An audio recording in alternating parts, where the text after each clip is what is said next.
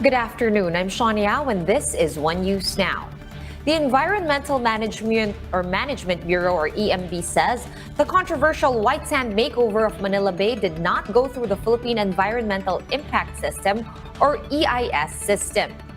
Projects that may affect the environment are supposedly covered by the country's EIS system.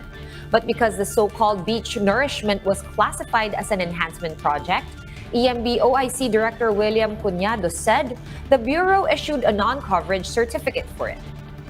A certificate of non-coverage is issued by the EMB to certify that a project is not covered by the EIS system and therefore not required to secure an environmental compliance certificate.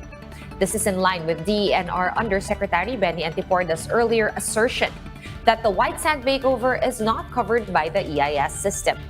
But the official also said that the project passed the, quote, required environmental impact assessments.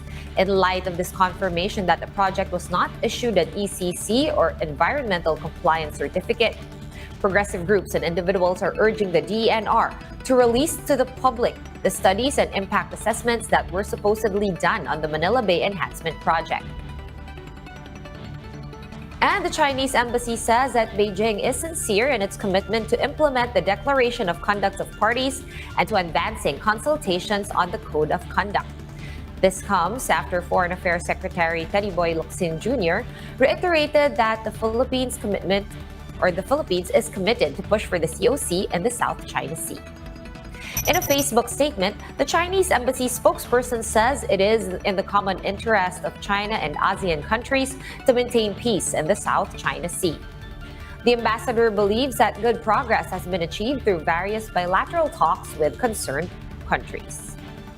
However, the embassy pointed out that apart from the pandemic, the interference of a certain country outside the region remains to be a challenge in the consultations.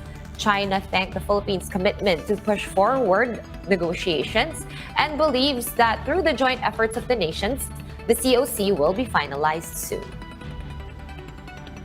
And the Total community once again defends itself against claims that it is backed by China. Chief Administrative Officer Adel Tamano reiterated that despite its partnership with a Chinese company called Chinatel, Dito is still 60% owned by Filipinos. Tamano said there's no truth to claims that Dito is a Chinese company or that it is run by the Chinese. Still, he said the way to move the country's telco industry forward is through a company like Chinatel, which brings 5G into the country.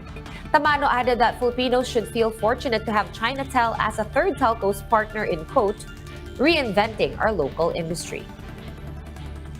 For more updates, visit News 5, The Philippine Star, and Business World Online. Visit our website, onenews.ph, for more in-depth analysis. You can also catch One News on the Signal Play app. Register for a free account now at www.signalplay.com and stream One News live anytime, anywhere. I'm Sean Yao. We are One News.